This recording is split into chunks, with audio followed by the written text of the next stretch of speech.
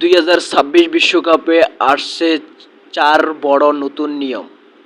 2070 সালে হলুদ লাল কার্ড, 2018 সালে বিএআর, 2022 সালে অতিরিক্ত সময় বাড়ানোর পর এবার 2026 বিশ্বকাপেও ফুটবলে আসছে বড় পরিবর্তন।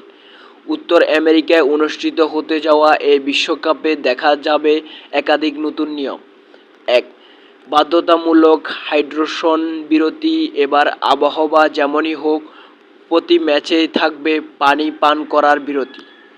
প্রতি অর্ধেক মাঝামাঝিতে 3 মিনিটের বিরতি দেবেন রেফারি।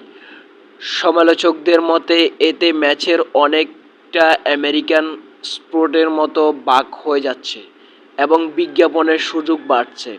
বিএআর এর মতে নতুন ক্ষমতা এখানে থেকে বিএআর শুধু গোল বা প্লান্টি নয়, আরও কিছু সিদ্ধান্ত ও সমালোচনা করতে পারবে। দ্বিতীয়, হলুদ কার্ড, ভুলভাবে দেওয়া কর্নার। তবে সিদ্ধান্ত দ্রুত নিতে হবে যেন খেলা বেশি দেরি না হয়। 3. সময় নষ্ট করলে কঠিন শাস্তি। গোলকিক, থ্রো-ইন ও বদলিতে সময় নষ্ট ঠেকাতে আসছে কাউন্টডাউন নিয়ম।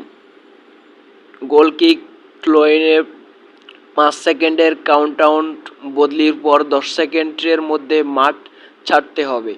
দেরি করলে বল চলে যাবে প্রতিপক্ষের কাছে। 4. মুখ টকলে লাল কার্ড। বচসার সময় মুখ টেকে কথা বললে এখন থেকে দেখা যেতে পারে সরাসরি লাল কার্ড। এছাড়াও সিদ্ধান্তের প্রতিবাদে মাঠ ছেড়ে গেলে বা অন্যের উস্কানি দিলে কঠোর শাস্তি হবে। ফিফার মতে এসব নিয়ম খেলা আরও দ্রুত, নিয়ন্ত্রণ ও শৃঙ্খলা করবে। তবে অনেকের প্রশ্ন, এতে কি ফুটবল স্বাভাবিক সৌন্দর্য বদলে যাবে?